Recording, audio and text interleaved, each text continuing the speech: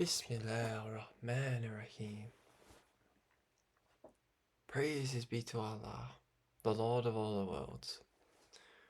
Today we are on the mighty episode 19.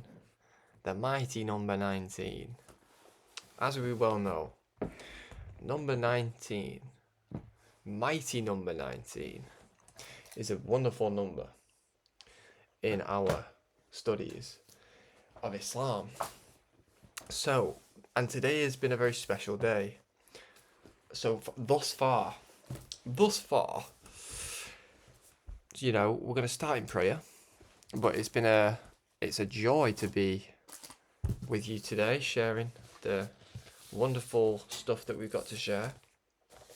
Well, I mean, I actually don't know. I'm not even prepared. I'm just going straight from the Spirit right now.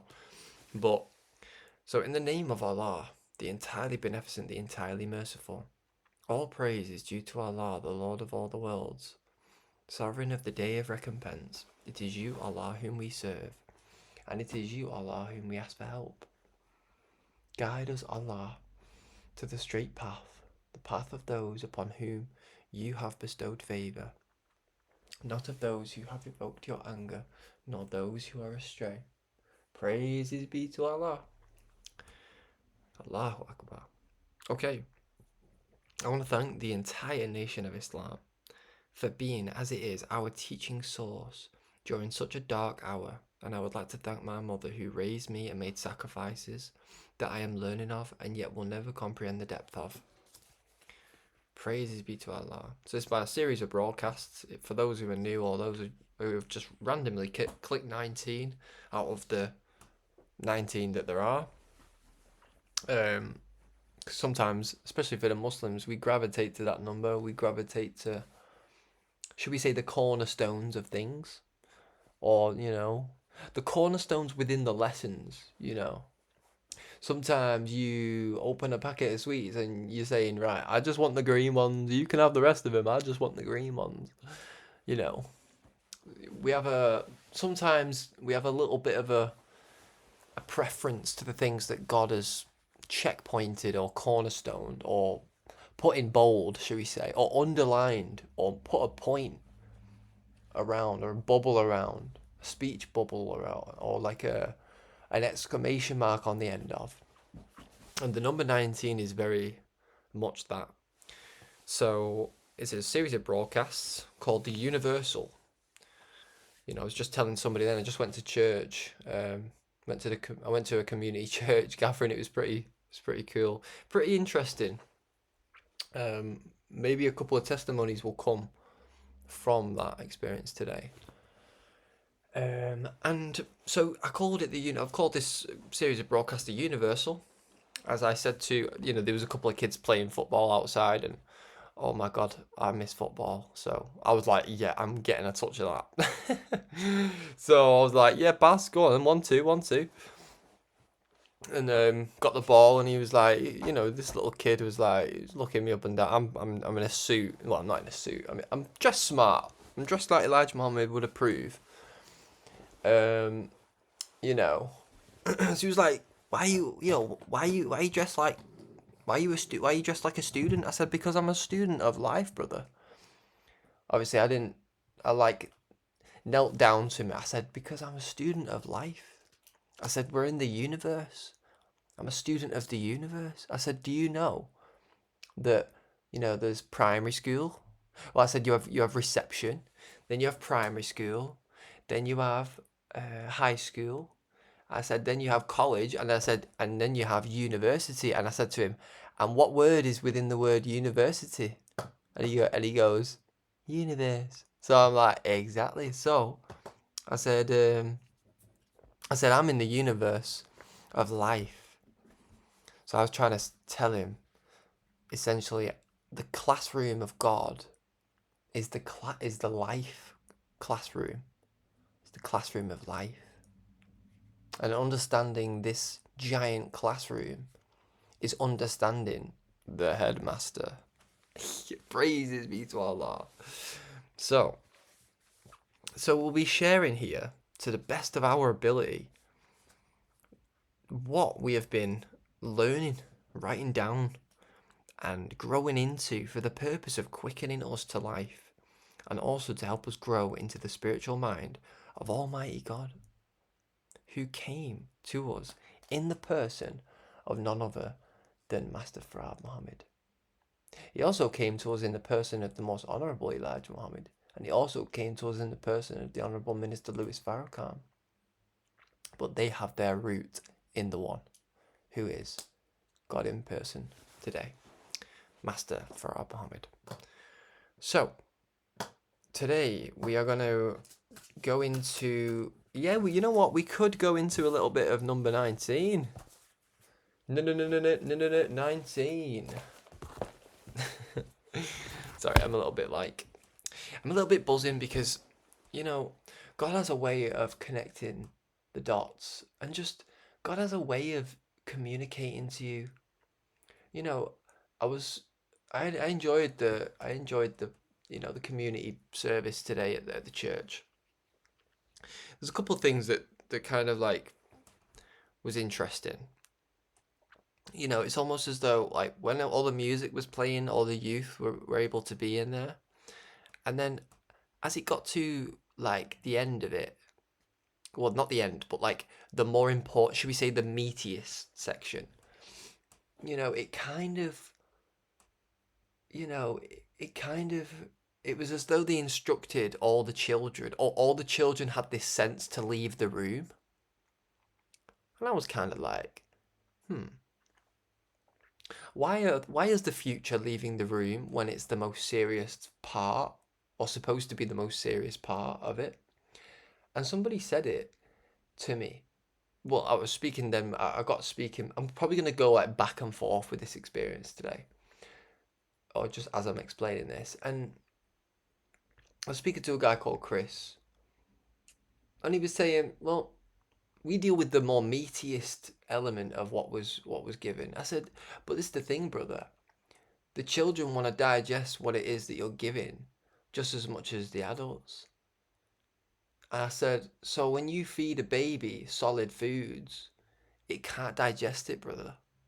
I said, but if you feed the baby soft foods, it can digest it a lot more easier. And so I said it was really interesting.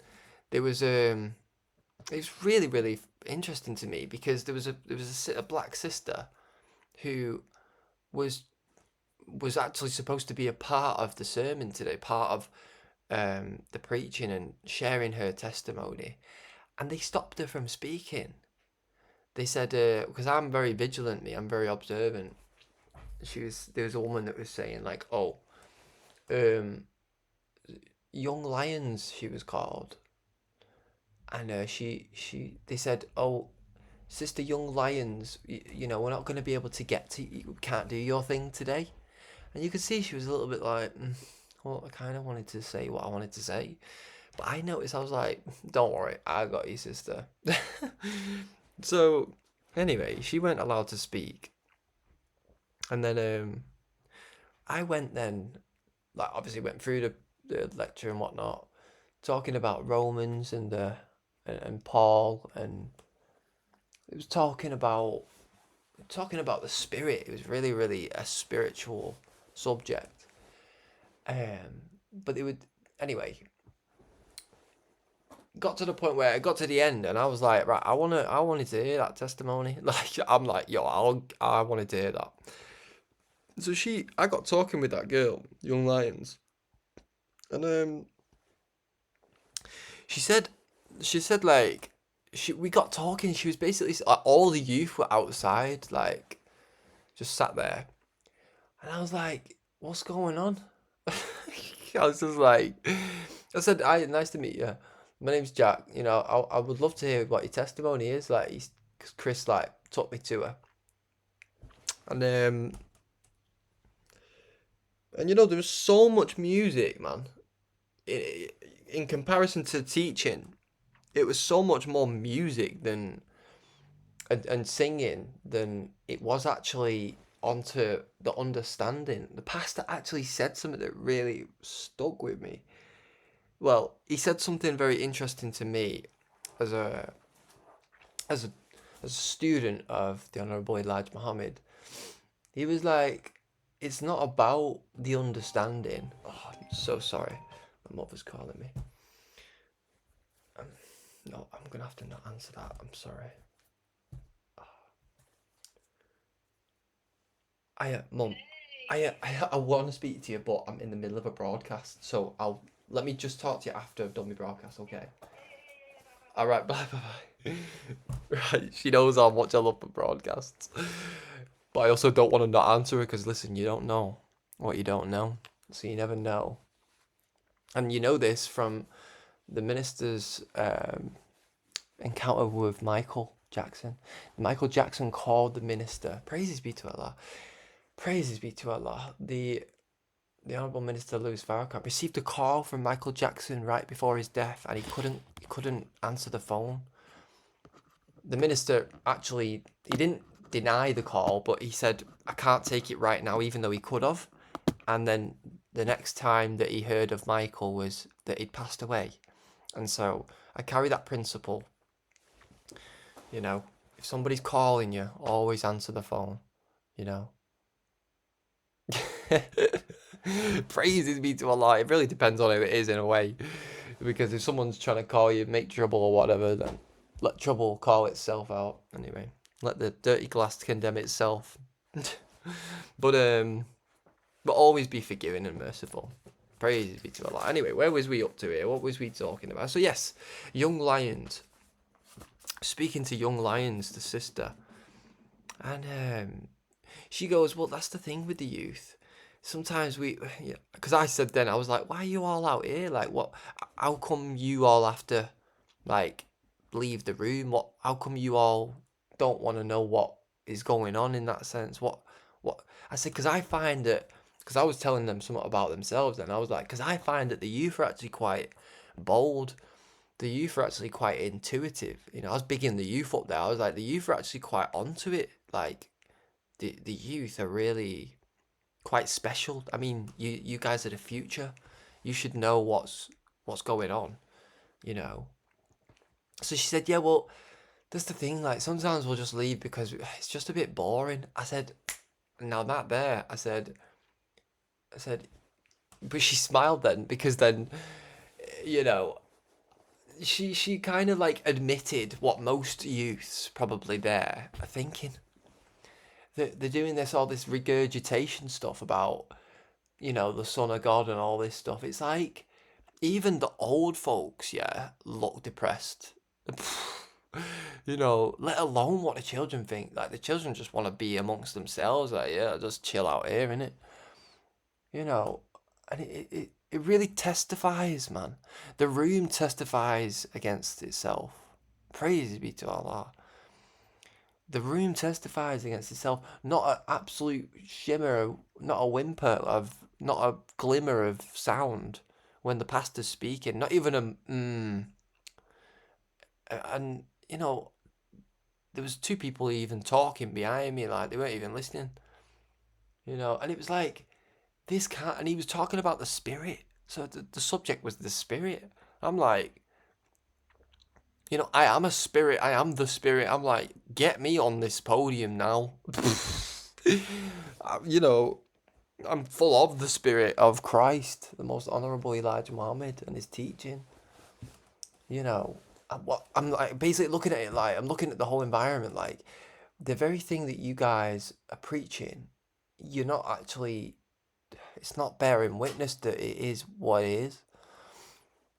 That you are saying that it is, and so anyway, with after a couple of minutes with the youth, I'm like, I can see him like kind of lighting up a bit.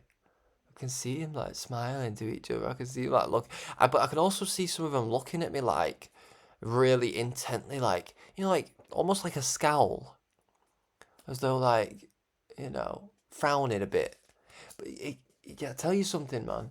When you're in this world and you've been through so much of that, like what should we call that?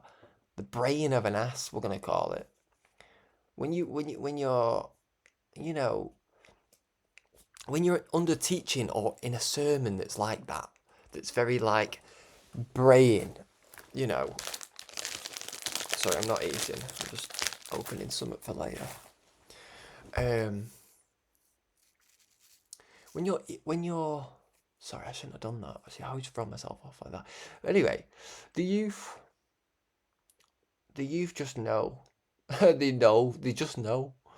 They just know, right? And you know, the brain of an ass. Yeah, it's like it's just we've gotta fix it up with the youth, guys. We've got to fix it up with the youth. So I was getting to know her testimony. It made her smile a bit because I was agreeing with her. I was like, you're right. I mean, you're not going to be. What came to my mind when I was in there is like, you're putting something too heavy on them that you right. Let me start again in a way. The spirit is not anger. The spirit is not hatred. The spirit is not envy. The spirit is not jealousy. The spirit is not the spirit of offense. The spirit is not defensiveness. The spirit is not sharp and cutthroat, even though it is in a way. To another, again, spirit is very hard to explain. Some might say, until your bro steps on the scene. Allahu Akbar. Praises be to Allah. It's a very, very interesting subject. You know, Paul was mentioned a lot, you know. But it's as though he went through Romans, the in the Bible, and it's as though he just grabbed all his favourite, you know, lines that proves his point. And I tell you something, you can't deceive a Muslim today. You can't deceive a Muslim today.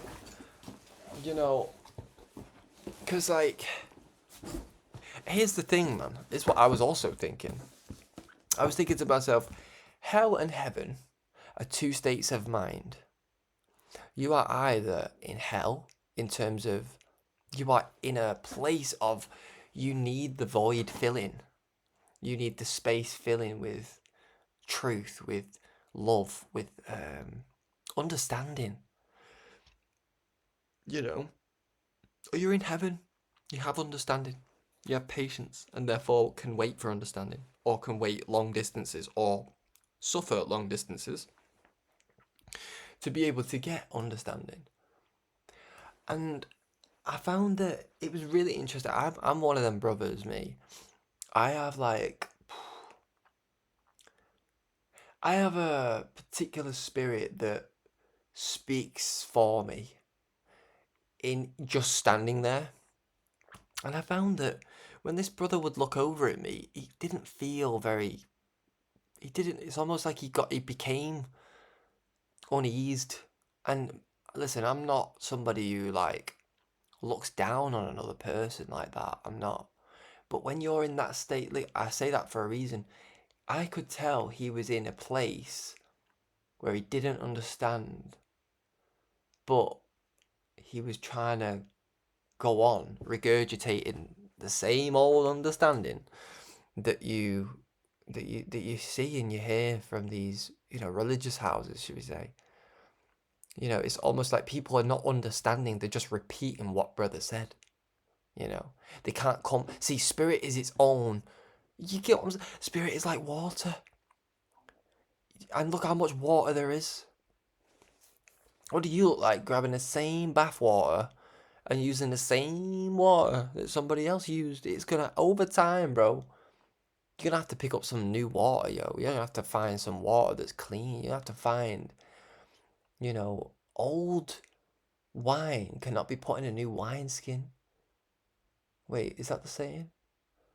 The saying is, oh no, you can't pour new wine in an old wineskin. Yeah, yeah. So praise be to Allah. So, you know, the youth want to hear something new. They don't want to hear what we got coming from 2,000 years ago. You know, in a sense, yes, it's very valuable, but in another sense, it's quite something that, you know, And you know what? For the most part, it's these older heads that really are holding the youth from really accessing their power, their true power. Because the old heads are thinking like that this 2,000 years ago stuff is, and again they're on like they're on the worship of the culture of specifically in Islam, but in like when it comes to our Christian brothers, they're very into they're very stuck in their like stuck in their ways in a way. Do you understand? I hope you're hearing me. Let me turn my light on because let there be light. Praises be to Allah. So anyway,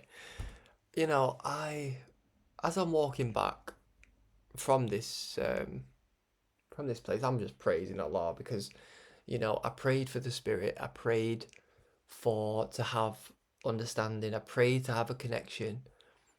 And it's really funny. I got to speak. There's an Indian family in front of me, and the man got speaking to me. And anyway, it got to a point. He was like, "Yeah, you need to go speak to Chris." So Chris was the main guy. It was kind of like I was pouring into him so much. He kind of like wanted me to stop. Praise be to Allah. He was kind of like, "Yeah, we're gonna take you to this guy because you need to speak to this guy." You know, I'm not afraid to tell people that I have Christ surging through me, but I'm also very mindful of how, I deliver that in a way.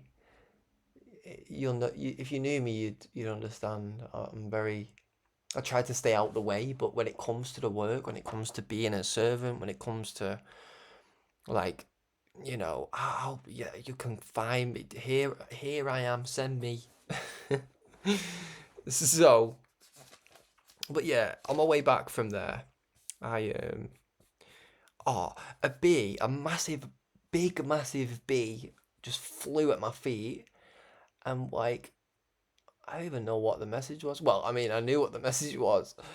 It was like be and it is. Like God was just saying, like I only have to say be and it is, because I was so marveled at how He just allowed me to stay afloat sometimes. You know, when it really, Allah is just so wise, and He has power over all things. He has power over all things. Sorry, I was yawning then. I didn't want to do the noise. It's like a dinosaur or something. I've been up. I've been drinking watermelons. All right, calm down, Jack. We're gonna read chapter 90 anyway. Oh, so yeah, I saw a bee, and it was a big bee, but it just started to. It went from flying to just. It kind of was having a bit of a struggle, and I was like, oh no. So I got a little leaf, put it in the little leaf, but then it just kept trying to fly back to me. I was like, stay still. Like, get some rest, like stay there. And that was a little sign. And then when I got back to my pad, there was a black man, a couple of churches around where I am. I live right outside of one, but there's another one just down the road.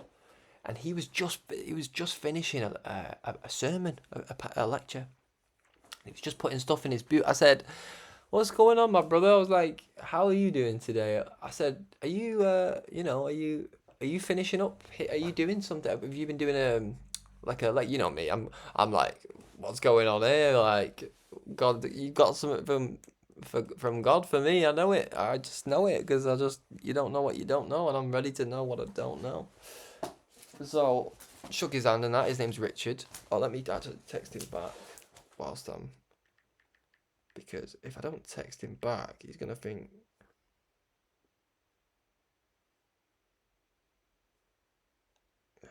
Sorry, one sec. Yeah, I'm going to start going there.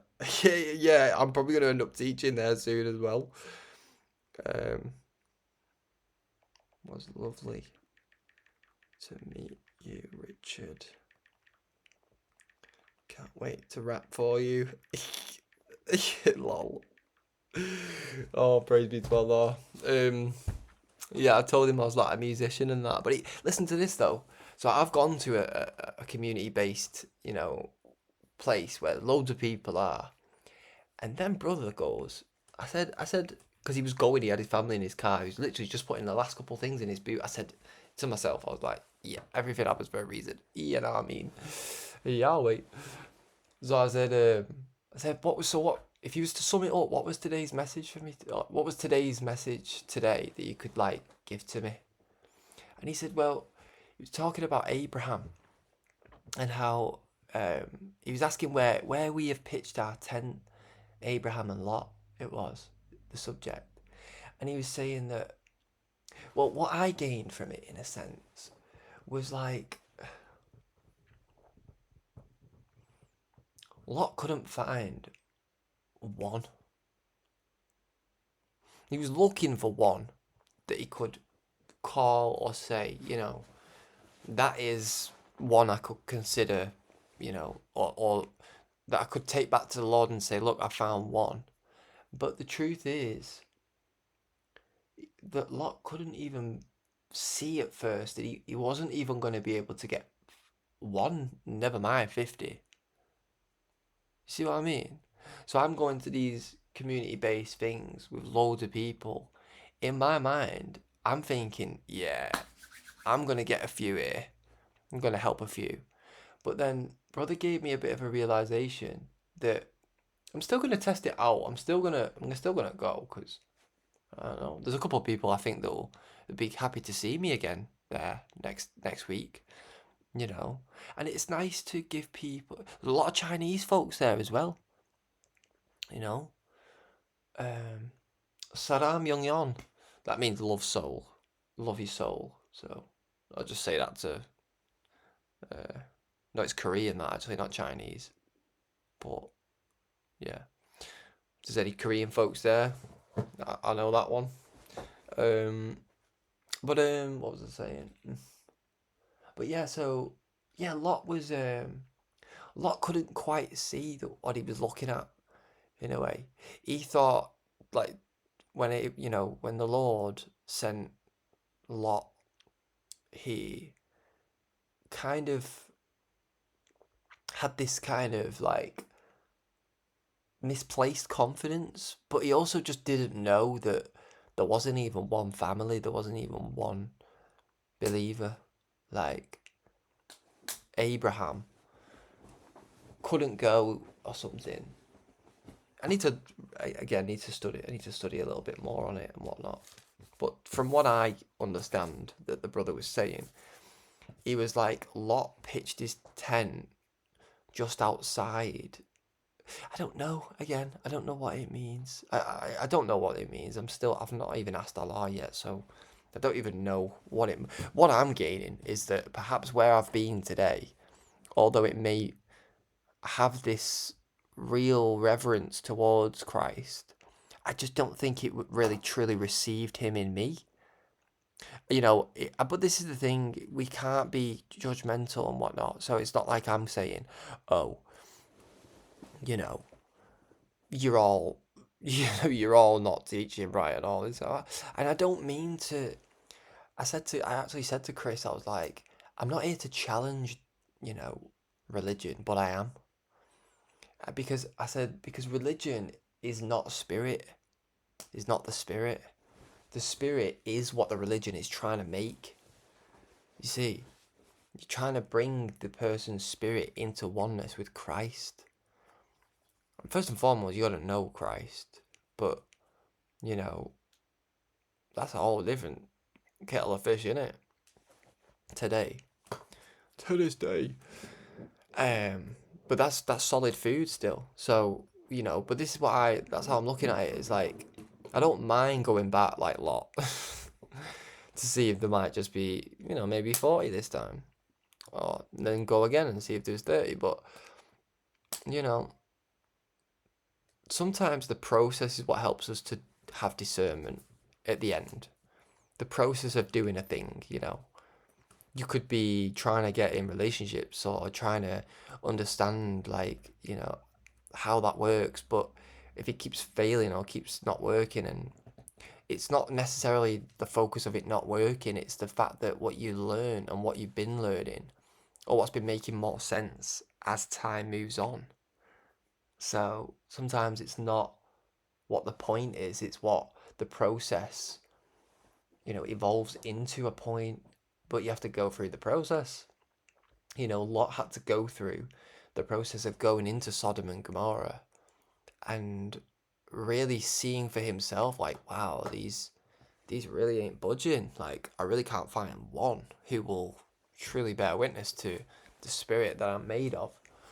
So praises be to Allah. But anyway, so I'm gonna go, and it's really interesting because the main pastor's name who spoke today was Richard, and it just so happened to be that Richard was like when I said hello to him, he didn't return greetings. He didn't, like, you could tell he didn't want to speak to me, And I'm dressed smart, my brother. I'm like Muhammad Ali. I'm pretty me, I'm joking. I'm joking. But I love myself, and when you love yourself, and when you're not in a state of confusion, and when you carry the spirit and you're full of life, you challenge death. Death feels awkward. Death don't feel right, and you're damn right it don't feel right. Sorry, that's just my passion, but you stop young lions from speaking. There's a reason for that, and I'm there to show you the reason for that, because they shouldn't feel like you're about to bore them to death. They should feel like you want to go on for another 20 minutes because of just what you're made of. And that's what it was like for me. When I'm there, when I hear it's all right. We'll say it from the minister's perspective, Minister Louis Farrakhan. When he stands up to speak, we wish he just wouldn't stop. We just wish he keeps going. He'll say, all right, I'm going to end soon. And we're all like, no, Dib, no, please just keep talking, because why? But look, why? Why do you want him to keep talking? Because, you want him to keep filling your spirit up. You want him to keep showing you what the spirit is. And I said that to the youth outside. I said, it's all good being told about Christ. It's all being good told the what. I said, but the why. I said, so I gave him an example. I said, say I've got a bag of potatoes here. The what is, yeah, it's a bag of potatoes. But the why is like, that's putting your hand in, getting one out, and then showing you a potato. I didn't say the potato part, but I just said, if you've got a bag of something, But it's really interesting because right, Chris led me out to the youth and then left me there. And I was like, right, yeah, man, what a legend, cool. I'm gonna chill with these for a bit. And then, as a monitoring spirit does, he came back in like 10 minutes. Because I bet he was thinking, yeah, I kind of want to know what he's saying. Like, he's carrying something. And you're right, I am carrying something. I don't shy away from that. I know God loves me. And I know I love God. So, he come out sort of then to kind of monitor over how I'm doing it. And he caught that analogy of the what and the why. I said, it's all good being told about Christ, but we need to go into the understanding, because for the most part, for the majority, the youth are really at the why, and it's folks that are older and stubborn and arrogant that'll make them doubt the why that they're in with the what that they're on. And it's like, why are you taking them from somewhere deep into something shallow when they were made to swim in deep waters, when they were made to be in the spirit, in all things, the spirit of truth? It says, prove all things. How can you prove all things if you don't have the spirit which can like dip into all things and discover and rummage around and gain things? Like, the spirit has no bounds. There is no walls that can be contained, that the spirit can be contained in, Well, the human being is the perfect walls if you go in technical like that, but it's in and of itself. It has no limit. has no capacity. It has nothing that you know. This is why Elijah Muhammad said, "Ask me anything that you would ask God." And it's interesting. We've been putting, and you know what? Praise be to Allah. There was a sister that was. This was after I spoke to Richard. And by the way, they were both called Richard today. So that pastor on my way home, he was called Richard as well. So I had Richard at the community centre place, but then I had Richard, this guy Richard. So it was interesting how they were both called Richard. And it was almost as though Richard was a sign of the Richard that I was supposed to be seeing more than the other one. But listen, I'm still going to go there anyway. But maybe I might like leave at a little bit early because they cross over in times. But anyway, there was a sister after I met with second Richard walking, and we were wearing the same colours. I've got like beige and brown. She was wearing beige and brown. I said, "Hey, look at this. We're wearing the same colours." She was like, "Oh yeah." You know, she was a bit down. She kind of looked like she was hungover or whatever. I said, "How are you doing? Are you all right?" She went, "Yeah, yeah." I said, "If you could ask God." I said, "Bit random this, but I said, I've been church." She went, "Where have you been?" I went, "Been church."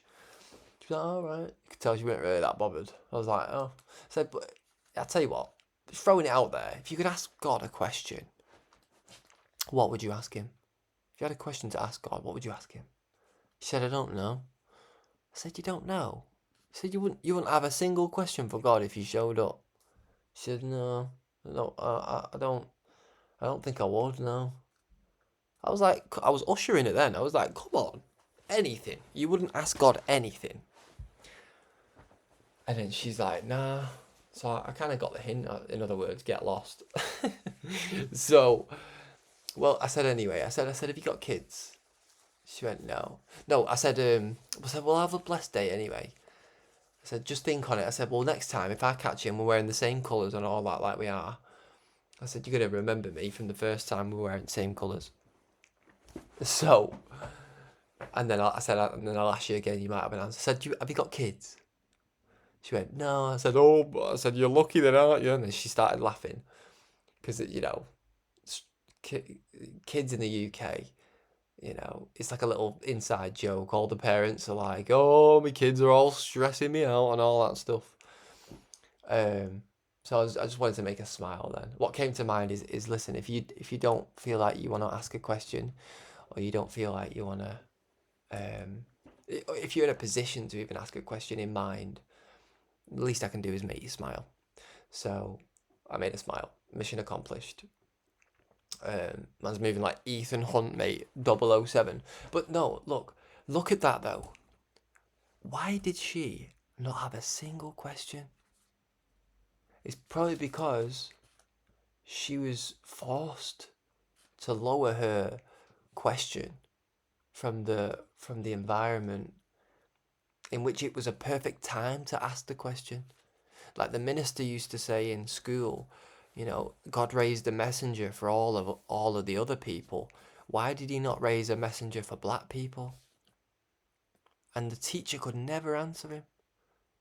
And sometimes the youth have questions that we should be able to not just, and it challenges us, and that's the element of beauty about it, is that some of the questions that the youth have are valid questions to ask.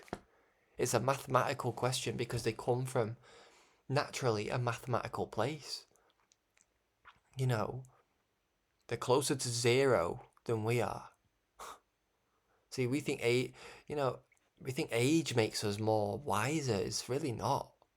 Like, remember when you read in the scripture that a child shall lead them? A little child will lead them. So, with that principle in mind, sometimes we have to stop doubting our youth, man, and start entertaining some of their valid points, their valid questions that they have to ask. So, anyway, we've got a few things that I want to touch on. Well, I'll tell you what, we'll end on Mariam. We'll end on a bit of Mariam. Chapter 19.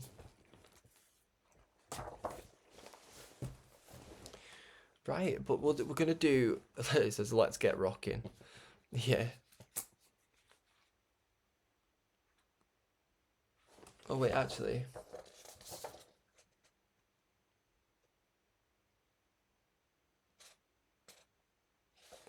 Yeah, these are actually a lot of lyrics.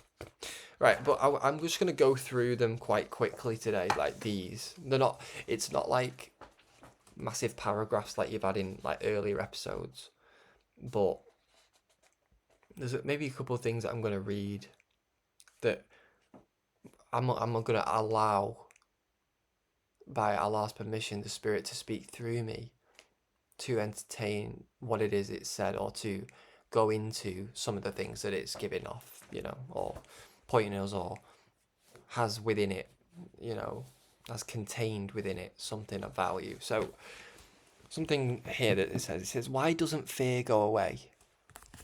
Well, first thing that comes to mind, which was said today, which I'll relate to it in a sec, is that it says why doesn't fear go away?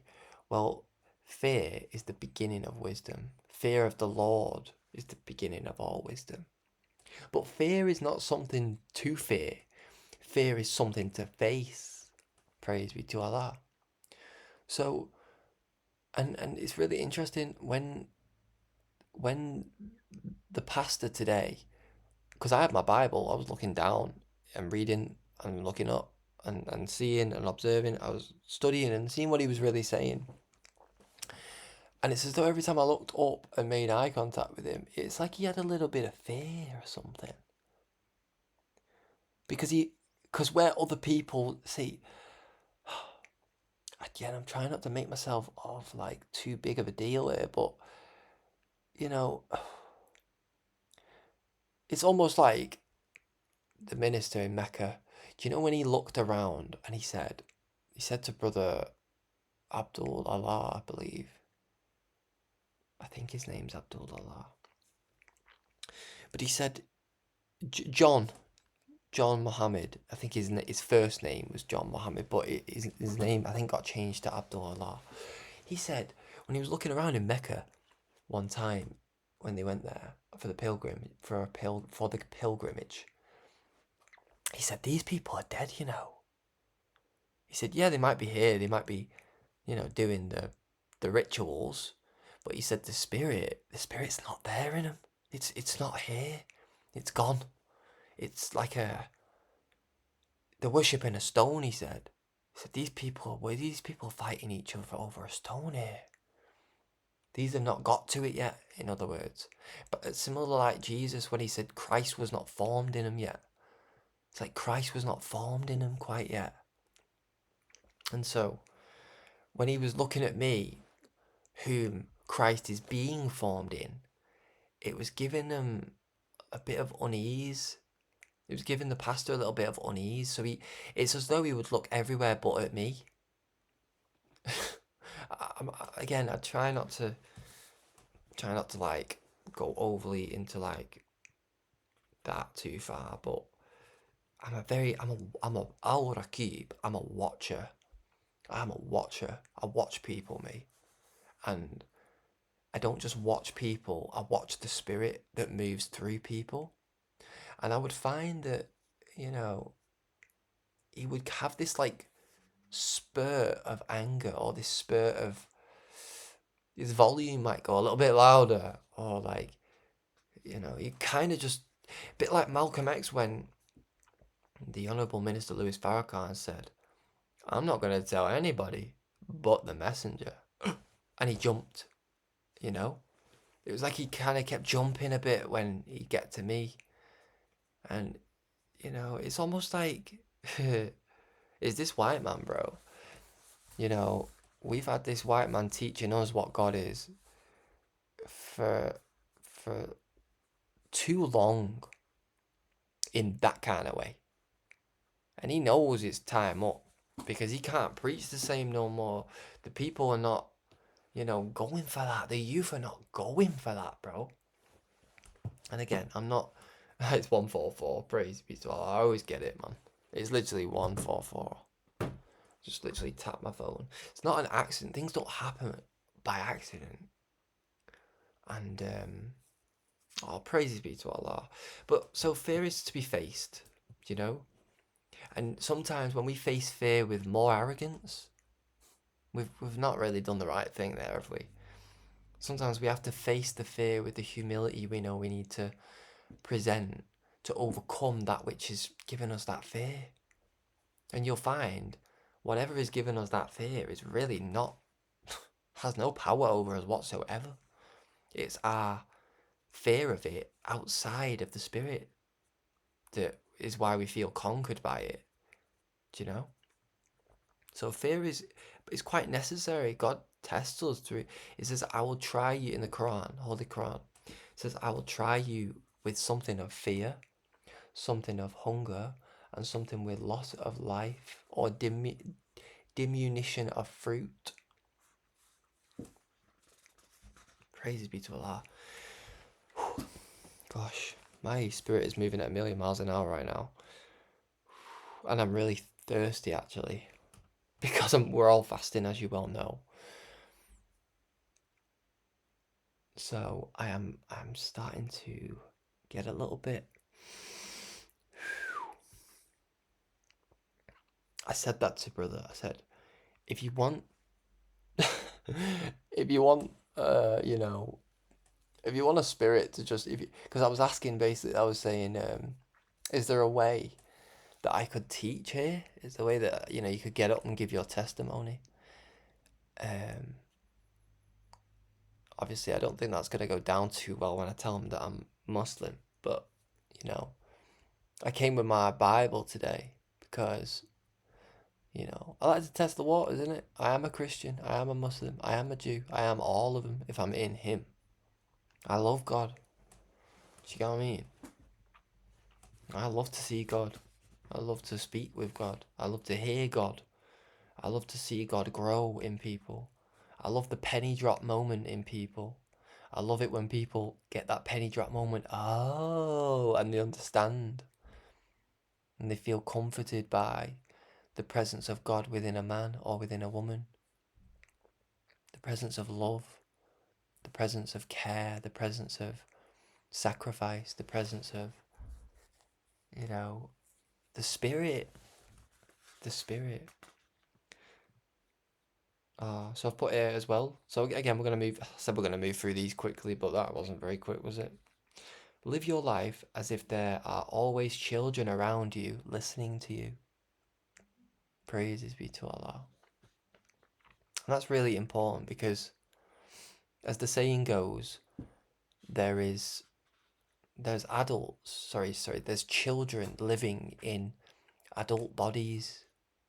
So I remember seeing a picture of like a full grown adult, but then the artist had drawn like a little child with his like sat down on the floor with his knees up, head down, arms crossed, and it was like there's a little child that's suffering inside of a lot of old folks that you might think you have to feed the child soft food and the adult solid food, but it's the other way around. Sometimes you have to feed the adult the soft food, and you can give the heavy stuff to the child because the child can take it.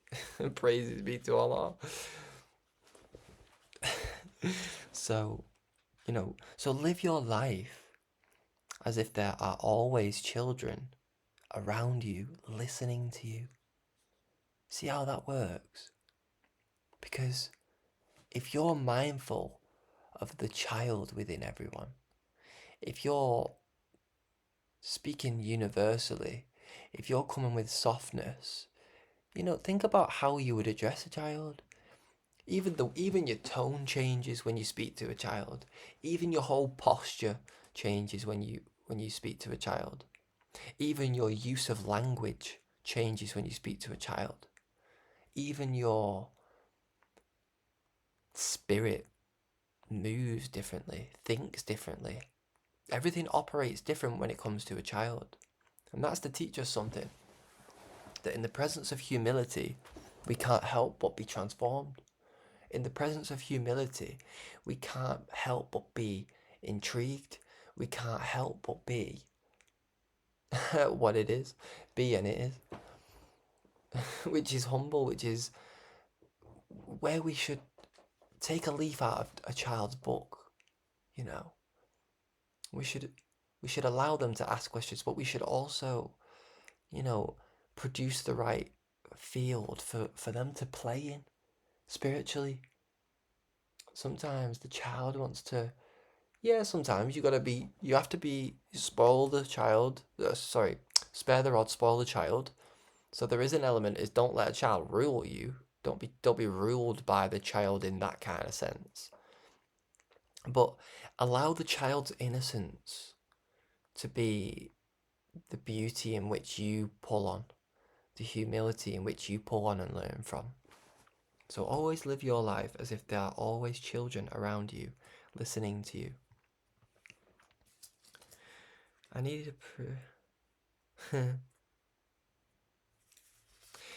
I need a producer to love my music like it's their own music, or like it's being produced for their favorite artist. So they take extra care. I need a producer that loves my music like it's their own music. You know, so this is obviously from 2019. And you know, I'm still not producing my own music. I am a bit. No, I am. I've got something in the locker, but I'm waiting for Allah. And I'm just doing some other works. I'm trying to operate. Well, I'm just following the minister. I'm trying to learn as much as I can from the minister's journey. Gosh, this is really something. I really do empty myself, yo.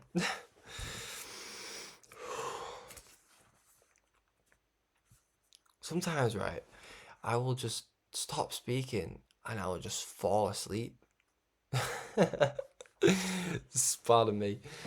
And sometimes I literally just give it my all in such a short space of time that I just end up getting a little bit like tired. Not tired, but I don't know. So sometimes I just go a little bit fast for my own good, you know. And it's something I'll share this with you as well. I've had this condition my whole life. This thing, it's with my heart actually. So basically, what happens is when I do things, it used to happen in sport. I'm like playing sport, and sometimes my heart, yeah, would just start beating, like, and I'm not joking. It would go from bum bum, bum bum, bum bum, to my heart just triggers. It goes into like a trigger to go like this, dum dum dum dum, like that fast. And what I have to do is I have to lie down on the floor and take some deep breaths. And my brothers are my witness because sometimes they think I'm lying. I'd say, guys, I feel like I'm about to like pass out or something, or like I don't know, ascend or whatever. But I'd have to lie down and just. And one day I asked my brothers. I said, "Put your hand on my chest." I said, "Come here," because I was on the floor. And I said, "Come here." I said, "Put your hand on my chest." And they were scared. They got scared. They got really scared because they thought like I was gonna die or something. But then I said, keep it on. You're gonna watch it go from 100 to 0 now. And it went do do do do do do do do do do do dum dum dum dum dum back to normal. And they were like, "Whoa, like that's weird. You need to get that seen to and all this." And I've never actually got it seen to be fair. Maybe I do need to. Yeah. I probably do need to go and see a doctor about that, to be honest. But I think spiritually I'm the same in a way. I can sometimes go into like hyper spiritual mode. Hyper spiritual mode. It's like a superpower in it, you know. And I just end up if I don't slow down, then I do start to get very tired and it's been I spoke about it in other broadcasts. I I have this thing with speed. Speed is very interesting to me. Gareth Bale is my favourite football player. I used to want to be a sprinter. I used to go to track, running and track school, or, training thing. I used to just love sprinting. I just used to love the burst of just like the it's like lightning, bro. It's just like I used to love. I just the electricity, pure electricity.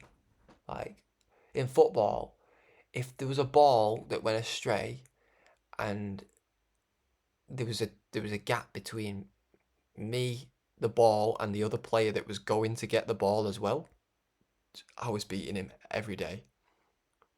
I was beating him every day. And it's really interesting. It's as though when I'm chasing something, I'm a lot more faster than when I'm actually trying to be fast, which is really interesting. It's like I would always smoke everybody when I wasn't trying, but when I was trying, it would almost feel like I'm going slower. So speed has always been something that I've always been fascinated by. Even in the teachings, I've always felt a little bit different in that I feel like I'm going in at a very faster rate than some of the other folks in in it in what it is I'm learning. So it would always speed. I just carry the principle of speed, even like fighting. Like I've got a very fast jab. I can fight very fast. I used to do this thing in high school where like I would jab so fast, but I would literally just skim. I'd get to the point where my fist enclosed would reach the person's nose, but I would never hit them. So they'd always say, Jack, do that thing when you like punch, but it doesn't hit him, and like you just miss him, and they're like, do it to me, because like just the I don't know, like there's something about it, something about speed anyway. Makes me think of I Show Speed. Um, Speed, like just speed, just about speed. Speed. They say speed is power, but really, and they say knowledge is power. They say a lot of things is power, but Allah is power. That's what I've come to. I think you know, that's what I mainly attribute it to, is that speed was always going to guide me into when I would eventually start to look for God, because I wouldn't just look for God half-heartedly. I would look for God very, very fast, and I would look for God at a very in a time that is very needed. And my search for more of what God means and what God is and who God is, we got to that. Why is Gomorrah, yeah, is you know there's something about speed. It would end up being the hallmark of how I would reach to such a state where I would understand so quick, because I'm one of them. I'm the same as well with, sometimes if I buy some chocolate, I can't just I can't just eat a little bit of it. I mean, a lot of us are like this, but you know, sometimes I can rush things. I can really, and I guess it's the opposite of impatience in a way. And so speed has led me to the very thing that would allow me to learn patience. You know, I had a friend, I don't see him that often anymore. His name's Ellis. He was so impatient growing up. He was so impatient. He had this just level of impatience that he just couldn't wait at all. Um, and I've been in environments where in the past where, like, I guess things are quite needy and whatnot, and things are quite just the atmosphere that I've grown up in has probably allowed my thoughts to be very, what's the word? Again, I'm very observant, hyper. And what's the word? There's a word I'm looking for. It's like I'm alert. There you go. It's like alertness. My speed it has brought an alertness to my conscience. You know, just speed. Anyway, I don't even know how we got to this. Okay. It's so ironic that we desperately want to know what we want to do in life, but we don't want to know what we are in life. It's true.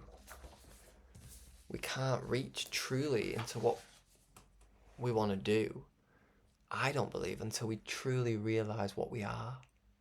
Because if you don't know you're a god, if you think you can only climb a hill, then you won't even think about climbing a mountain. You know? You will doubt that you can even get to the mountain, never mind climb it. So, when you know what you are, you know why it's possible to be able to do all things or prove all things, because you know what you are. You're a god, and so therefore what you can do in life, or what we want to do, is fueled by that knowledge. That's why Elijah Muhammad gave us knowledge of self. He gave us a true knowledge of self, actual facts. He gave us something that we could hold on to, almost like pillars to a building, a foundation to a great tower of potential, possibilities. And, it's, so I'm saying it's very ironic that we so desperately want to know what we want to do, but we don't want to know what we are. And this is the thing with the Quran, is that, the Quran doesn't mention happiness once. I don't think it mentions the word happiness. I saw it somewhere. It don't mention happiness, but it does mention, or it does have the essence of meaning. Meaning. Because you can't have meaning. So you can't have happiness without the meaning of things. See? Because if you don't know what things mean, you know what I mean? But you know what I mean, don't you? Like, if you don't know the meaning of something, you don't know the root. There you go. Praise be to Allah. The root of something is important, because if you have the root, you can go up to the fruit, from the root, go up the stem, up the trunk, and reach it and say, we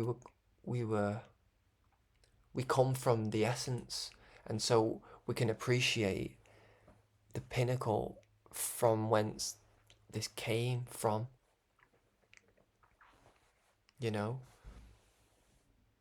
It's like, reminds me of the pyramid. The pinnacle of it is such a beautiful thing, but you would have to get to it, you would have to start from that great square base, that huge structure on the bottom. Praise be to Allah.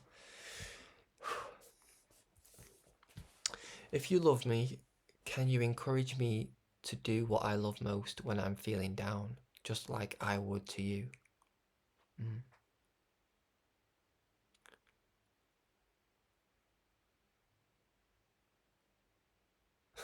I'm light, so don't dark me for that reason. There's a couple of things here that, there's so many little things that you could just, there's so many volumes in this. So many volumes. If I could just get it across to you. But I really do believe that I'm going to be here forever if I talk about everything. If I really exhaust everything and everything that I'm saying, I'm going to be here all day, literally. And on my days, it's 4 minutes past 2, which looks like 1:44. again. Gosh.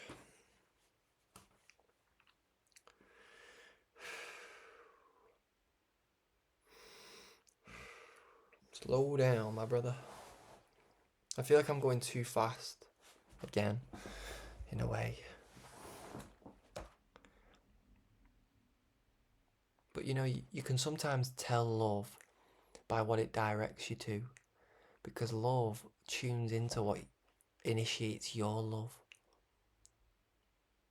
You know, whatever you truly love, and somebody knows that you love it, and they see that you love it, they will always, if they love you, if they see you down, if they see you struggling, they will pull on what you love, and they will pull it back into your view, so that you can feel love again.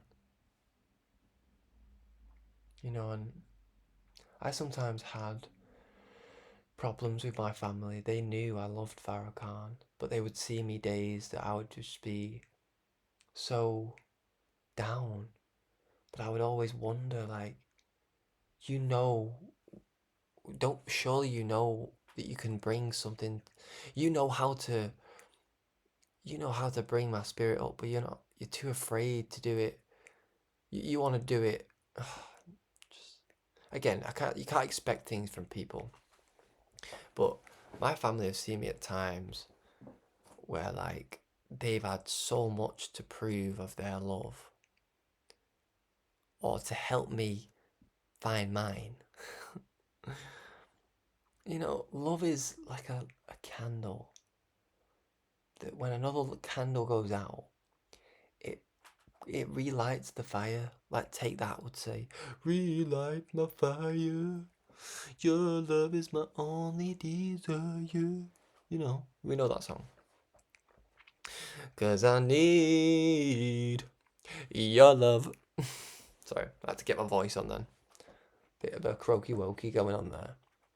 But sometimes people will find out what inspires you to rekindle your inspiration when it's gone out, and they'll do it on purpose.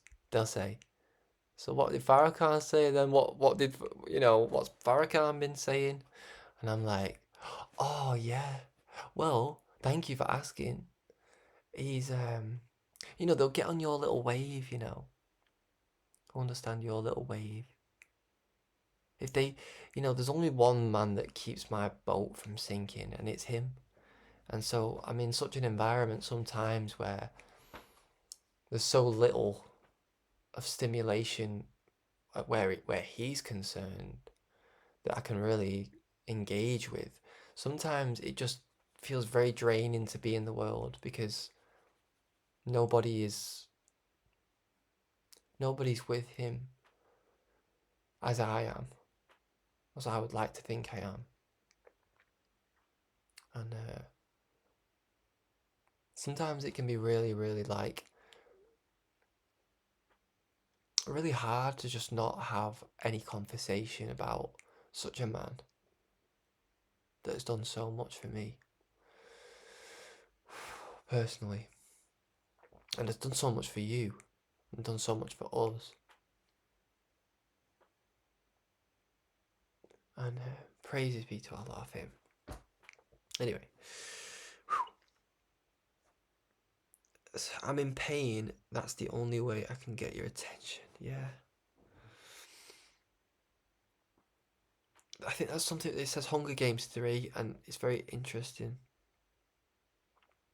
I think the guy who's in love with the girl, he says it, but it's almost like what I'm saying there is like the light of God will not get your attention, but it seems as though the sorrow of my heart does.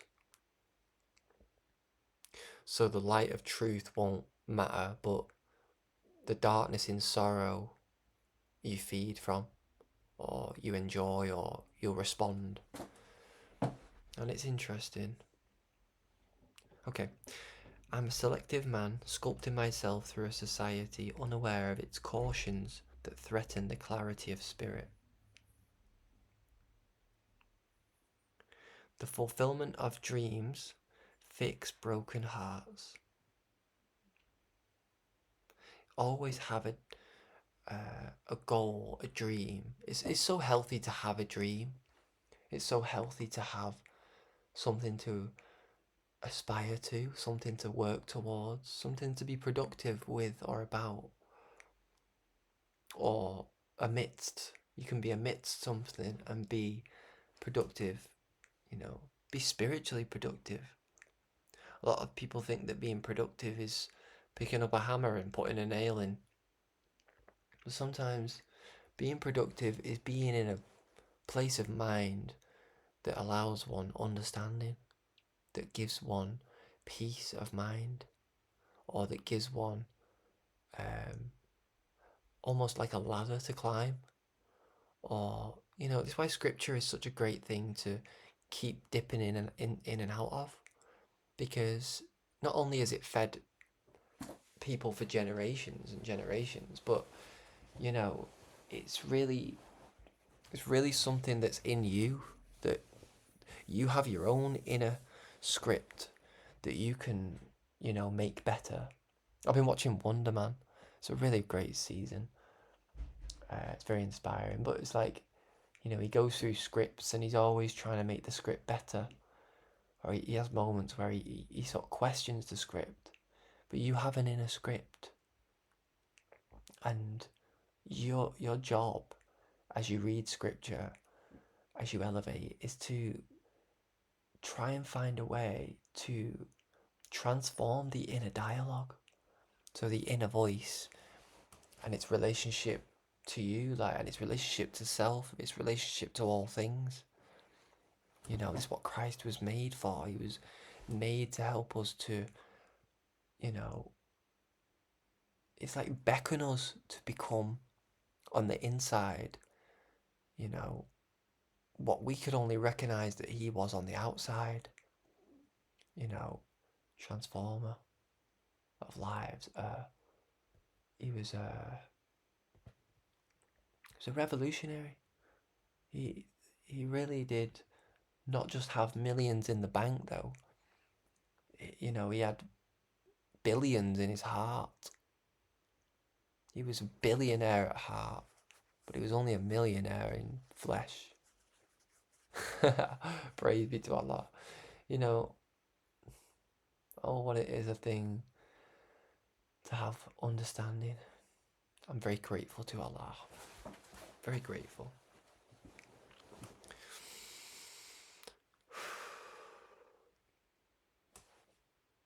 So heavy. Sometimes I wonder, am I ever going to get through this? Am I ever going to get through all this work?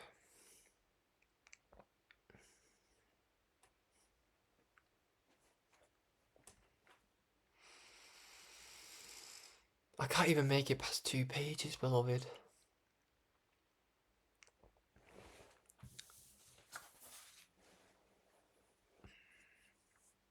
And it's not that I'm not grateful for that, because I am. But there's an element of it that I'm like, yo, anybody want to come carry some of this? Sometimes I think, can anybody? Try not to make too much of a name for myself, but in a world where everybody's really missing the point with Christ, what he was to do, what he was to give birth to in your being.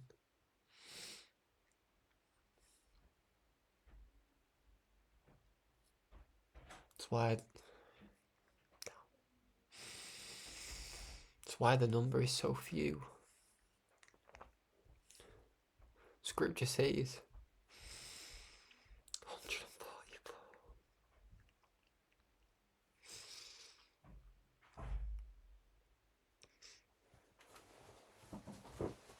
Excuse me.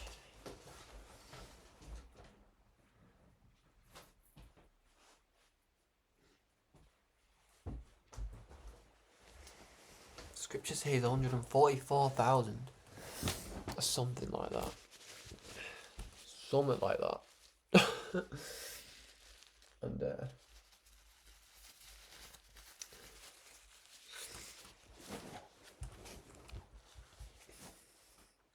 praises be to Allah, who came in the person of Master Fard Muhammad. Maybe we should end it soon. But sometimes, I'll tell you something, look, he's already doing it. Sometimes when I cry, I end up laughing for some reason. I don't know why. But when I like empty myself, when I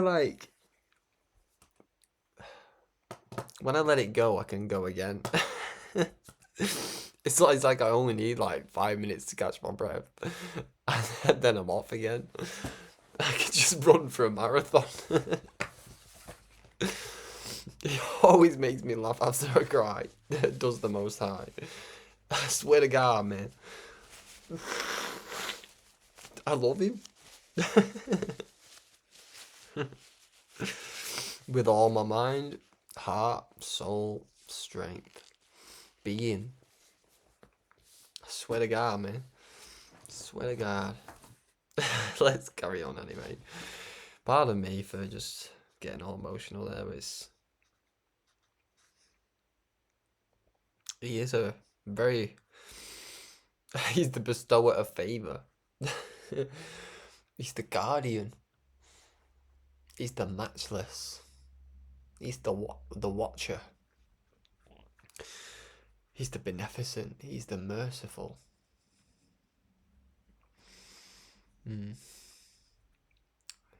He is all the good names. He has all the good names. Just having a day, you know, in the love of truth. In the love of God. That's one of his names. Al-Haq. The truth. Alright, we're going to carry on. We're going to try to move forward. We're moving inward so much that we're going in all directions. We're like light. And light doesn't go in one direction, does it, beloved? Not unless it's put in a position where it has to. But for the most part, the sun don't just shine forward, it shines in a sphere. Praises be to Allah. Alright.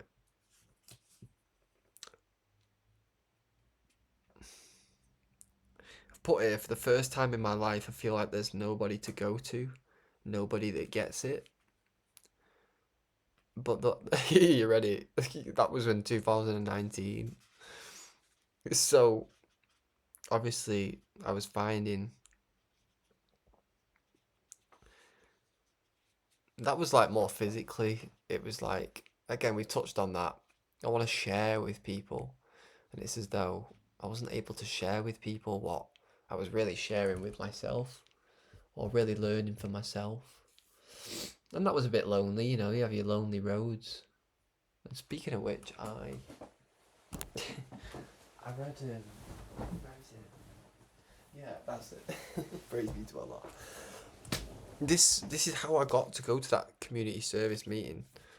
There was like a piece of paper left on the table, and it just had on it, "May the assurance of his presence bring comfort and joy." Oh, bring joy as you journey through life, knowing that you are never alone. That's how I went to that meeting today, and I've only just realised this, but it's a man on top of a mountain.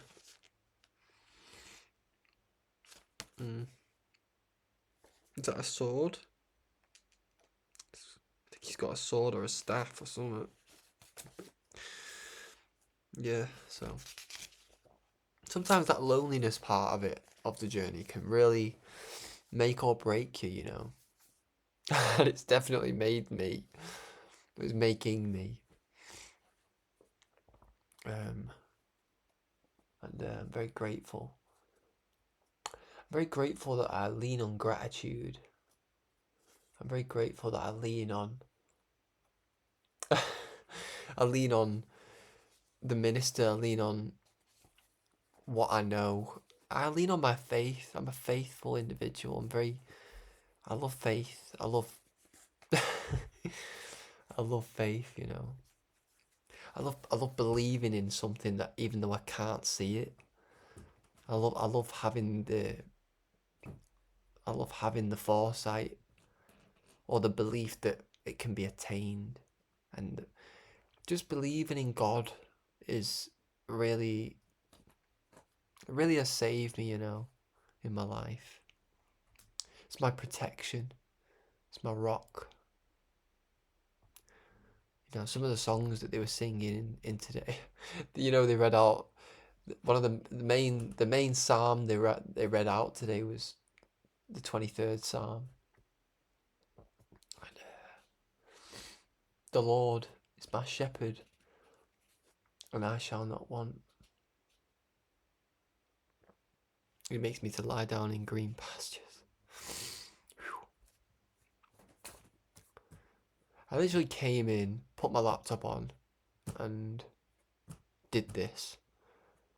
Should have probably got all the tears out before doing this, but you get to know me more as a brother the more you listen to me, I think, like this. Again, it's a listening broadcast, you know, and it just might be something that makes you not just listen to it and get busy, but it might be that you listen and are brought to a halt in a way, because, you know, I'm that kind of brother. I give it my all, and I pray that you see the sincerity of my heart.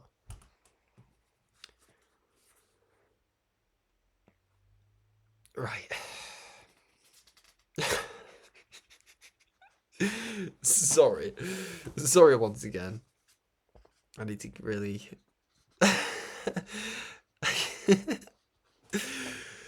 oh, God, Lord have mercy. What time is it? Oh my God, my hat's moving.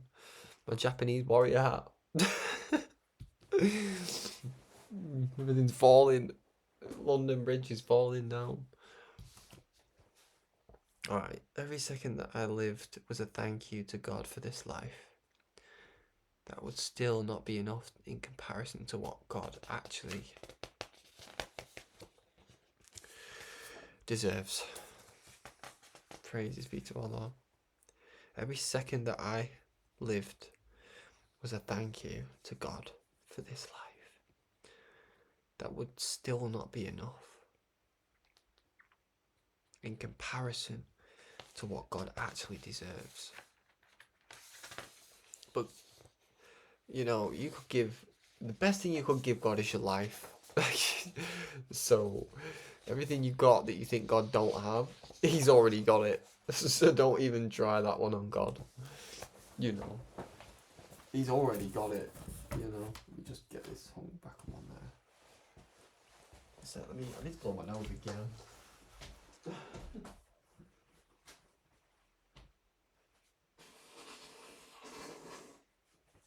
need to blow the trumpet.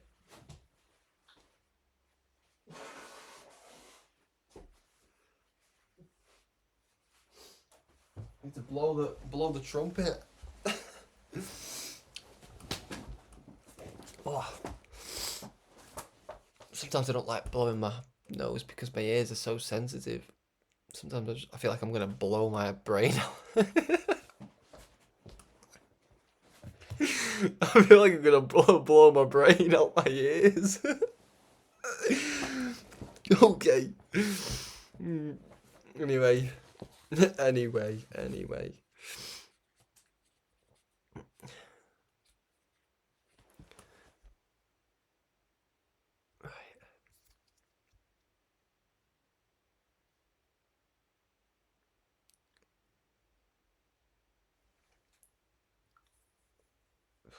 I'm gonna try and say things.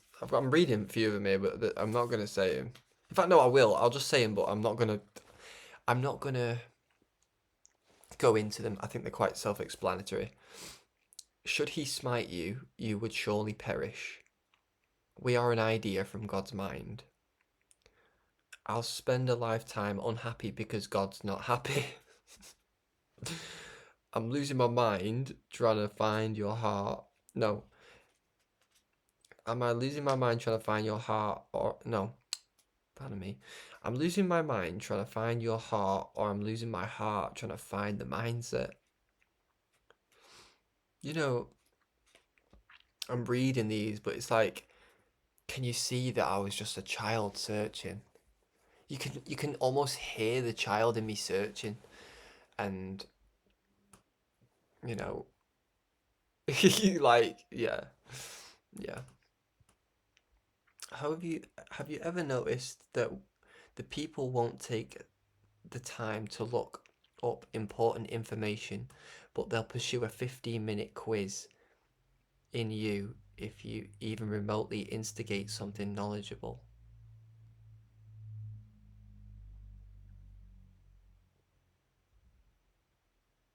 Hmm. People have been lied to so much today that it's like they have to be sure in it. So it's that self-love, it's that self-love stuff. We have to really earn self-love. It's really something. All of us should have it by right, but we're in such a time that we have to really like go and get it by fighting the world in its ignorance.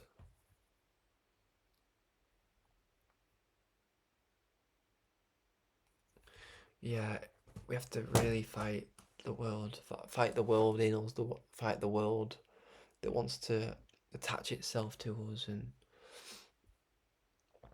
it's really something, beloved. Okay, yeah, we're gonna go through this. We've already been quite a while yet. It's been a good episode. It's a lovely Sunday. It's been lovely. How many pages have we got left? Oh, we're not gonna get through all this, surely. Yeah. Yeah. Okay, maybe.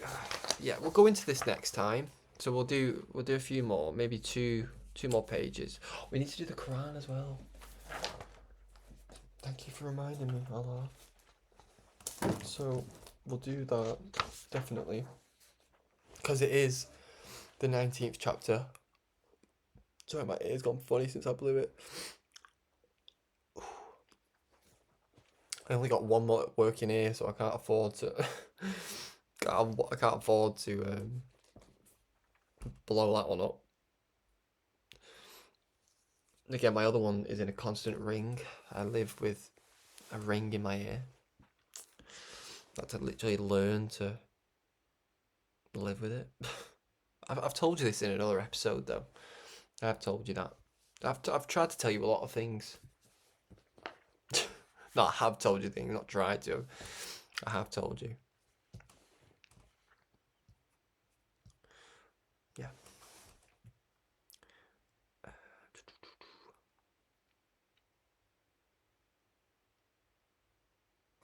The sky keeps me grounded. You're speaking like you apple. You're speaking like you apple when really you seed.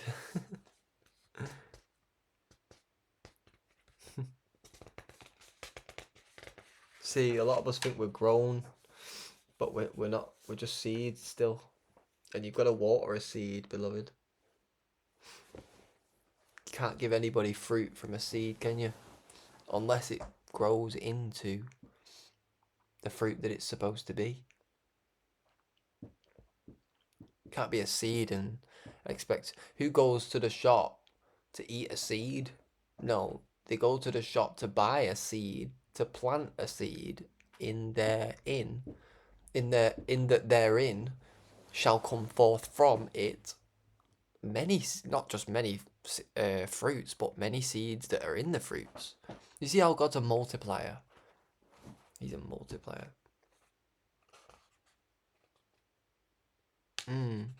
So obviously me, I'm what's the word? I guard my chastity. Let's just say that. And I've put here, you broke into her virginity and stole her heart. And like a lot of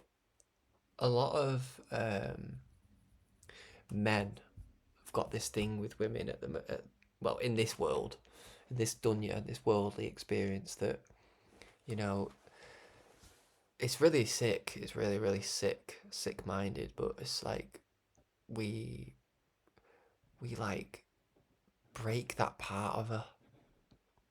You know, to be a virgin, spiritually, let's say, should we say spiritually, we have to spiritually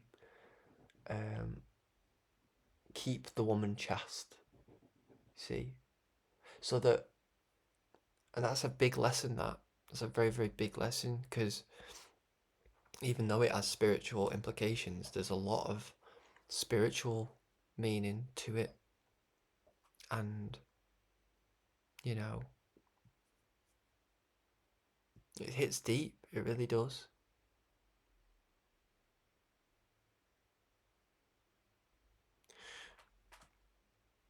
I've put, I go to hell to get people. It never works. Yeah. Sometimes, a bit like Lot, you know, he was going into hell. Oh, yeah, I've got 10%. Crud. I've got to just charge my MacBook quick, because I don't want it to go off. And it'll be such a terrible thing if it goes off in the middle of such a great episode as number 19. Okay. Yeah, so what was I saying? The only reason really you should go into hell is to learn how to. So I'll give it you like this: Jesus descended into hell before he ascended into heaven. What does he mean by that? What does it mean by that? It means that he became acquainted with the reality of the real world in order to be as the Neo and become the one that would raise the world and raise the dead, you know? Okay. Some of the truest things are said in tears. Yeah. We have no idea how good our bodies are supposed to feel. The human being is unfathomable. Praises be to Allah. Sometimes I give myself too much to live up to. My guidance will never be a curse for you. Your works have a purpose to kneel to the youth. My guidance will never be a curse to you. Oh yeah, I remember that now. Extraordinary is the power's mind to reach infinity. Allah is making a man out of me. You want my blessings, but you wouldn't understand them anyway. Not moody old me. Some of these there's a space in between each of these, so they add volume in them. But I'm just trying to be a little bit quick because I know we've got Mary to get through. Well, we're gonna go through section.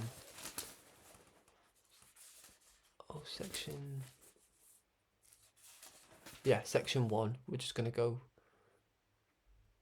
Section 1. Yeah.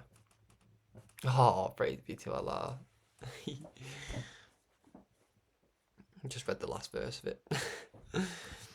Alright.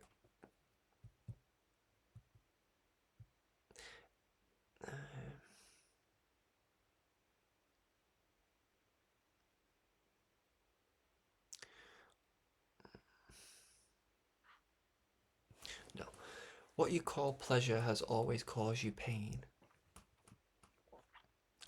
God makes men, not weapons. So if God makes men, who makes the weapons?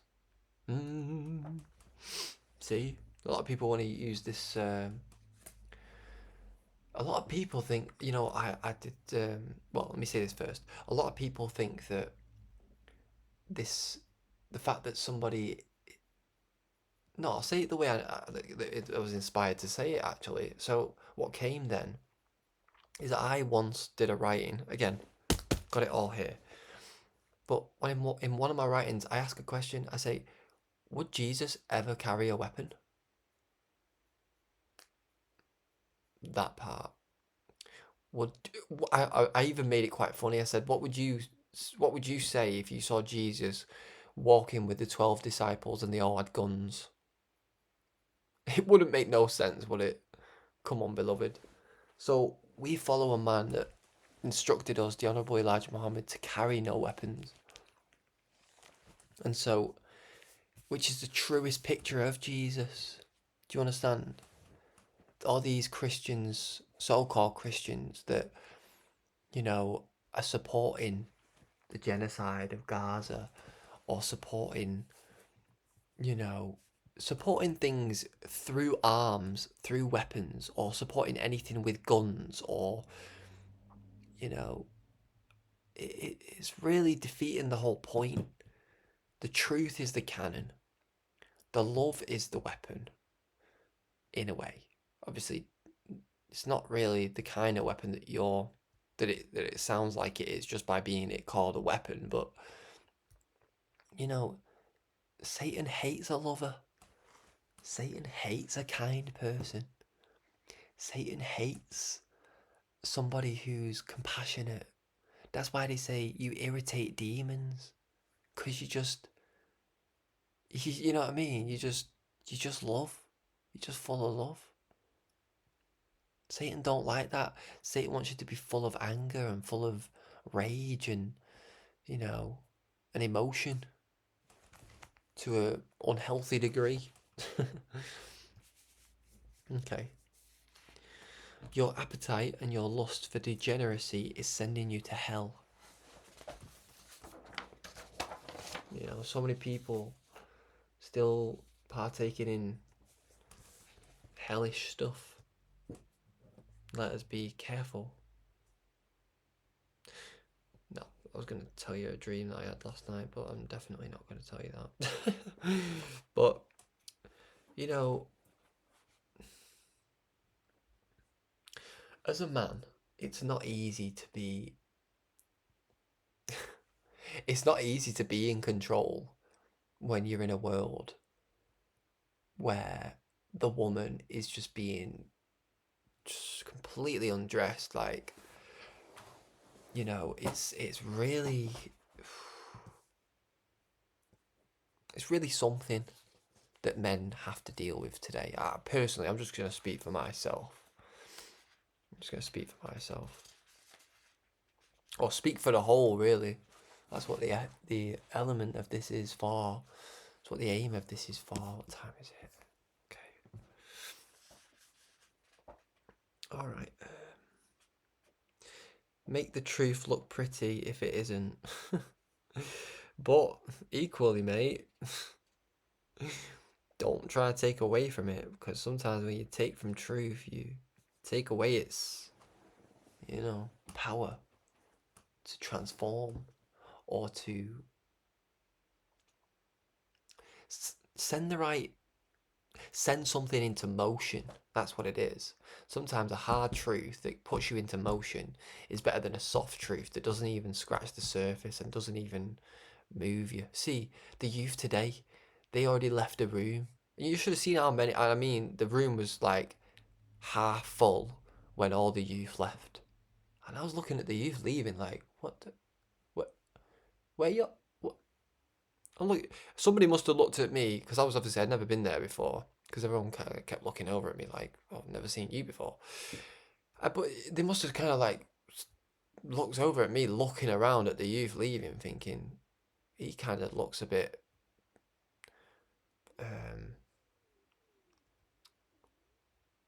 perturbed by that, a bit like bothered by that in a way, because I was like, yeah, we spoke about that. They're the future anyway. Okay. The language that you use reflects the state of your being. Speak straight words and be a good communicator. Learn to be a good communicator. God don't care about your bag. He cares about you. But don't just do that, you know. Don't be a bum and, you know, say, oh, God cares about me, not my money, you know. I've been there, done that. It's not the way, guys. I have been a bit bummish in that sense. Like, there's been times where I've been so stubborn where I'm like, to myself, I'm like, I shouldn't work and all this. I don't want to work for a white man. I've done all that. But sometimes you have to. And it's good doing something. It's good doing an honest day's work. I love being a cleaner. I actually do. I actually love it. I love cleaning. It's taught me so many things. One of my latest Instagram posts is that being a cleaner helps you to understand that you're making the sacrifice to clean up yesterday's mess while everybody, enjoys today's splendor of and everyone's blessings of today. It's something. There's a lot to learn in just little professions, I guess. Jesus was a carpenter, they say, and that's a very honest. It's a very honest job, really. Fixing stuff and whatnot. But anyway,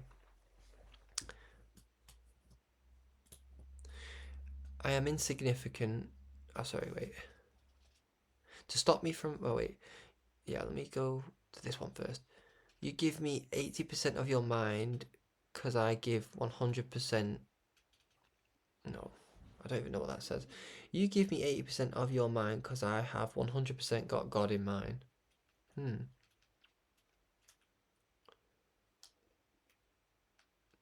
Not 100% of God in mind, but I've 100% got some of God in mind. Yeah. You're being way too big for your boots. I get like that sometimes. I get bold, but sometimes I get too bold. I don't want to come across as self-righteous. I want to be, but then I don't want to come across as a weak student, somebody who's not gonna, summon the strength to stand for Christ and stand for what's right and stand for being a good student. I always say, just be a good student. Okay, we're gonna keep going. Could save this till next week, actually. Yeah, we're gonna save them. We're gonna save these. We're gonna do the Quran now. Inshallah, next week. Do you mean tomorrow? I was saying next week, but I mean tomorrow. Okay. Deep breaths.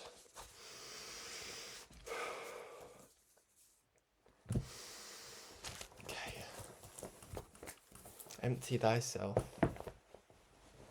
In the name of Allah, the Beneficent, the Merciful. Oh, sorry, so let's get a breakdown of this here. Maryam, chapter 19 of the Holy Quran, 98 verses. Maryam is the name in Islam for Mary, for those who are wondering. We believe in everything, that is in the... Well, we believe that the Bible has been tampered with. We do believe that in the Nation of Islam. But we do believe we have very, very good guidance from the Master. After his analysis of the book, the Great Master, the Great Mehdi, Master Fard Muhammad, he gave us a true understanding of what is written in there. He basically decoded it for us. Okay. In the name of Allah, the Beneficent, the Merciful. Sufficient, guide, blessed, knowing, truthful God. A mention of the mercy of thy Lord to his servant Zacharias, when he called upon his Lord, crying in secret. He said, My Lord, my bones are weakened and my head flares with hoariness, and I have never been unsuccessful in my prayer to thee, my Lord, and I fear my kinsfolk after me, and my wife is barren. So grant from thyself an heir. So grant me from thyself an heir, who should inherit me and inherit of the children of Jacob, and make him my Lord, acceptable to thee. O Zacharias, we give thee good news of a boy whose name is John. We have not made before anyone his equal. He said, My Lord, how shall I have a son, and my wife is barren, and I have reached extreme old age? He said, So it will be. Thy Lord says, It is easy to me, and indeed I created thee before when thou wast nothing. He said, My Lord, give me a sign. He said, Thy sign is that thou speak not to people 3 nights, being in sound health. So he went forth to his people from the sanctuary and proclaimed to them, Sorry, my stomach is doing some backflips today. I did have some ginger before. Well, I say before at Fajr. Lemon, ginger and honey, and it usually kicks my internal intestinal butt. So sorry about these noises that my tummy is making. Okay. So he went. Sorry. So he said, My Lord, give me a sign. He said, Thy sign is that thou speak not to people 3 nights, being in sound health. So he went forth to his people from the sanctuary and proclaimed to them, Glorify Allah in the morning and evening. O John, take hold of the book with strength. And we granted him wisdom when a child, and kind-heartedness from us and purity, and he was dutiful and kindly to his parents, and he was not insolent, disobedient, and peace on him the day he was born, and the day he died, and the day he is raised to life. Praises be to Allah. Oh, today has been a very beautiful episode. It's been lovely speaking with you and conversing with you. This has probably been a really long episode.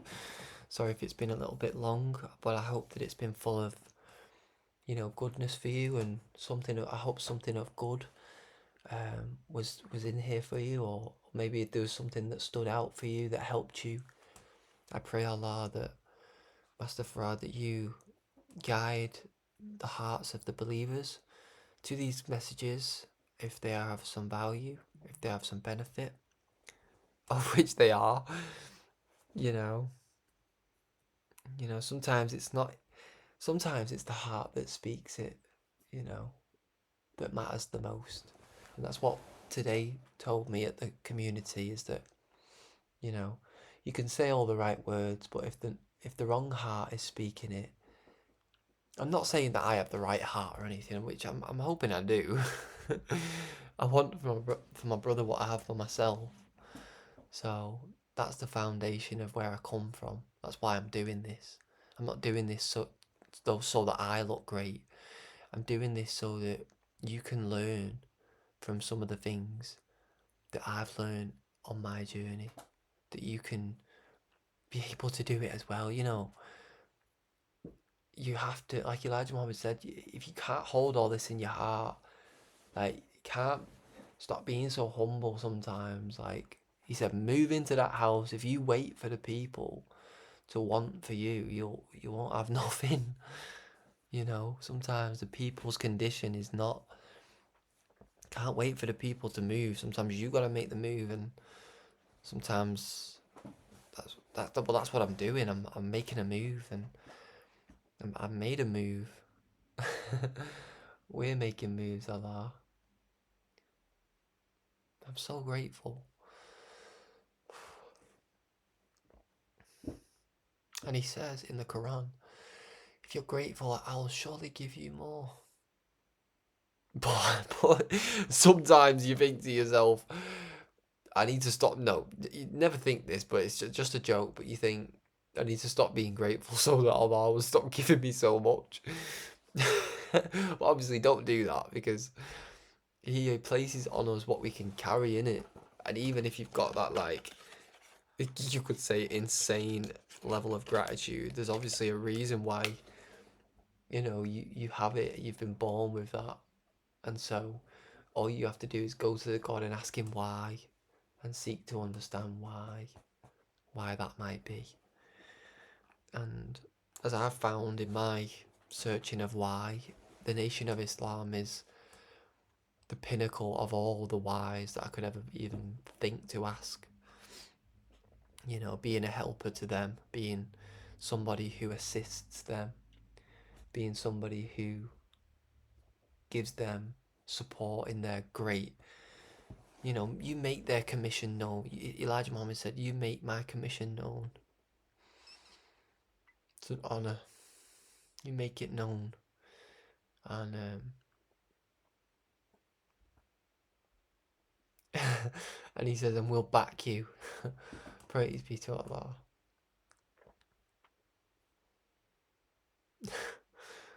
Praise be to Allah, who came in the person of Master Fard Muhammad. Hope. There's hope. There's hope when you've been up the mountain, beloved. And there's hope when you're at the bottom of it. There's hope when you're going up it. There's always hope. This is what the Nation of Islam gives you. This is what those... Sorry, my stomach going absolutely John West here. But the Nation of Islam gives you that hope. Pardon me, sorry. I probably need to, like, obviously, probably say, get off the broadcast. That's what my stomach's saying. Get off the broadcast. You've been too long. They're bored. No, I hope you're not bored. I really hope you're not bored. I hope you're not like them youth today, bored, leaving the thing because you were bored. You were getting bored of listening to me. I really hope not. But listen, sometimes you can stay on the point a little bit too long. Like I said on the other broadcast, sometimes instead of feeding everyone mash all the time, you got to swing over to the carrots and swede, and you got to swing over to the broccoli and stuff and the cauliflower and give them some of that. So I do try to make it again universal. And as you can see where it says brother, you have different colours. So, the B is red, the first R is like a pinky or a light purple. The O is green. Obviously you can see that. I'm not going to go through them all. You're not blind. Well, some of us are a bit blind, deaf and dumb, but that's spiritually. I'm sure most people watching this will have eyes to see. They can see that, the fundamental to what I'm saying there is that the universal represents the universe itself, and the universe is brightly arrayed of colours. The universe is, multicoloured. It is multifaceted. It is multidimensional. It is full of wonders. It is full of beauty. It is full of lessons, and there's full of beautiful things in our universe. And that's what I want these broadcasts to be like. I want us to be, over at Jupiter 1 minute, and then we go over to Mars at another, and then we go over to, this red dwarf, and then we go over to this celestial being here, whatever they call him, what they call him. Oh, I don't know what they're called now. Supernova. That's it. Supernova. And I want it to represent that. I don't want us to be, the youth love it. That's what I'm doing this for. The youth is really where it's at. They are creative geniuses, yo. The creativity in our youth today is actually boundless. And it can be sometimes so hard to watch them. They just need a loving helping hand. And sometimes they don't make it easy to love them, in a way, if you get what I mean. Sometimes they can be a little bit disrespectful, but don't focus on that. Try to pull on the God in them. Try to overlook that. Try to stay kind-hearted, show them the value of being kind-hearted. Show them the value of being compassionate. Show them the value of being one in God, one for God, one as a God. Praise be to Allah. So it's been wonderful being your brother and servant, and I hope I've not been crying too much. But listen, hey, listen, the strongest hearts will let it out, you know, especially the men. I mean, you don't have to ask the women to start crying. She's probably crying already. You know, like, she's already cried 20 times today. Like, women really are very, you know, in tune with their stuff, with their emotions. But it's the men really. The men really struggle to cry. The men they feel weak, you know, they're told, oh, you're weak if you cry, and, you know, it's I can imagine, I've been there, I get it, but I'm doing this, I'm on a broadcast giving it beans. Sorry, not giving it beans, that basically means giving it a go. I always say it, it's just my little saying. Giving it a go. I'm giving it a go. God loves a trier. Sorry, my stomach is like literally. It's because of this. I'm sat on this chair as well. This chair is not very. This chair is. It spins. Let's put it that way. It's one of them spinny ones. Wee. All right, yeah, I'm starting to get silly now. I do this when I start getting like to the end of to the end of me tether. No, I could do this all day. As Cap says, Captain America, I could do this all day. But you know, it's Ramadan and it's Lent as well, and it's also the Chinese Lent, Chinese Ramadan, Chinese Ramadan. So, you know, let us have patience, guys. You know, have a lovely rest of your day, and don't forget to pray, and don't forget to call on the Master. Oh, gosh. Okay, Assalamu alaikum and much love. I'll see you tomorrow for another broadcast, inshallah, where we will be on episode 20. And if we have a look what episode 20 is, oh sorry, chapter 20, from memory, it is Taha. It's Taha.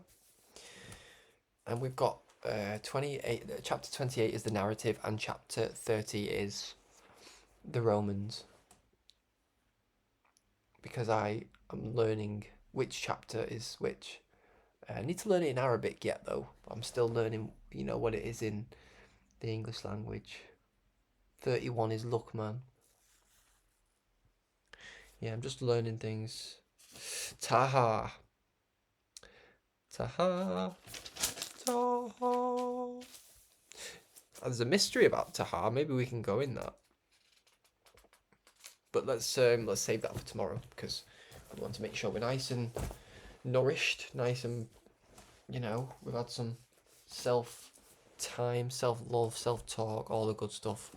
Okay, until tomorrow. Assalamu alaikum, which means in the Arabic language, peace be upon you. Praises be to Allah.